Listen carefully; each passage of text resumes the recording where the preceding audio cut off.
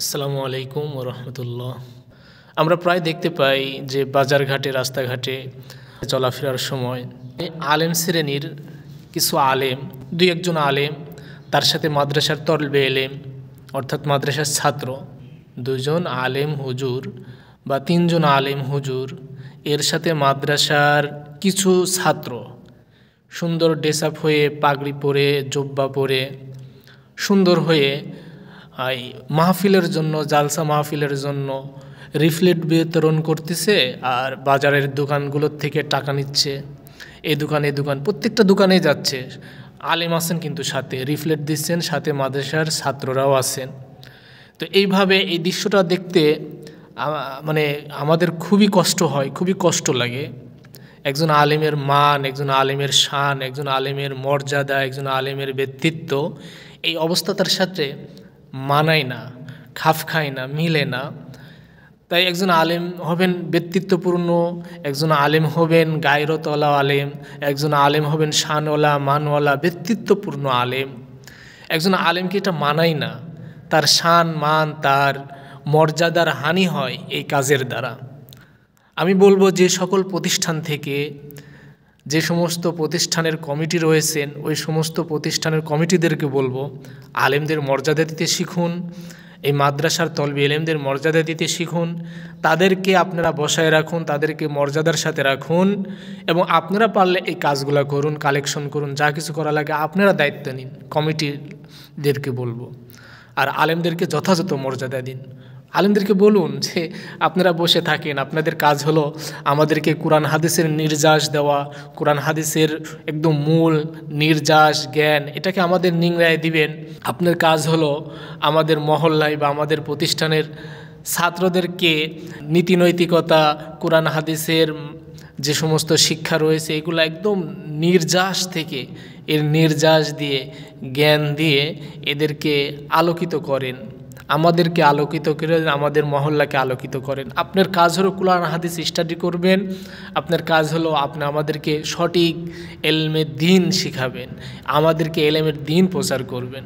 আপনার কাজ নয় আপনি বাজারে গিয়ে দোকানে দোকানে রিফলেট বিতরণ করবেন আর টাকা উঠাবেন, এটা খুবই বেমানান।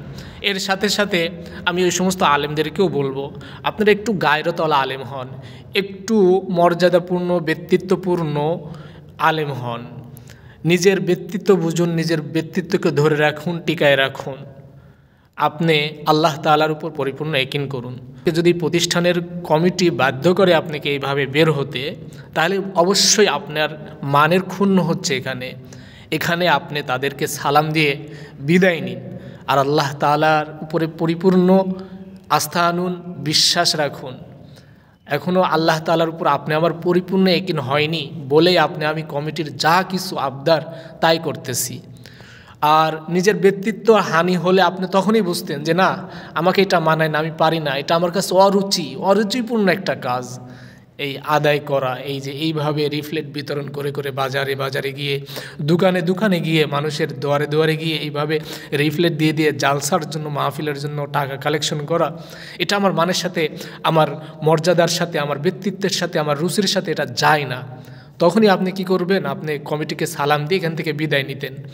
আল্লাহ তাআলার উপর যদি পরিপূর্ণ রিজিকের ভরসা আপনার হয়ে থাকতো, মনে রাখবেন আল্লাহর প্রত্যেকটা কথা যে কত মূল্যবান, আল্লাহর প্রত্যেকটা কথা যে কতটা সত্য, এটা এখনও হয়তো অনুধাবন করতে পারেননি যে আল্লাহর প্রত্যেকটা কথা কতটা সত্য। আল্লাহ তাআলা কোরআনে বলছেন, ওয়া ইয়াত্তাকিল্লাহা ইয়াজআল লাহু মাখরাজা ওয়া ইয়ারযুকুহু মিন হাইসু লা ইয়াহতাসিব। যে ব্যক্তি আল্লাহ তাআলার উপর পরিপূর্ণ তাকওয়া, আল্লাহ তাআলার উপর পরিপূর্ণ ভরসা, আল্লাহ তাআলার উপর পরিপূর্ণ ইয়াকিন আনতে পারবে, আল্লাহ তাআলা ওই ব্যক্তিকে এমন জায়গার থেকে, এমন উৎস থেকে রিজিকের ব্যবস্থা করে দিবেন যা ওই ব্যক্তির ধারণাও ছিল না।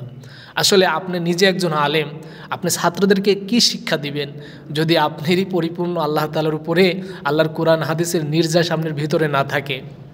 এজন্য বলবো আপনি আরও নিজেকে কোরআন হাদিস অনুযায়ী সাজান।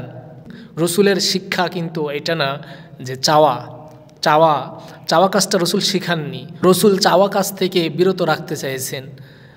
আর আমরা কেন চাচ্ছি? আজকে ইসলামটাকে আমরা কোথায় নিয়ে গিয়েছি, কোন পর্যায়ে নিয়ে গিয়েছি। আল্লাহ তাআলা এই অবস্থার থেকে, এই পরিস্থিতি থেকে আপনি আমাদেরকে বের করে নিয়ে আসুক, পরিত্রাণ দান করুক, আর আপনি আমাকে উত্তম বুঝ দান করুক। আমিন আমিন।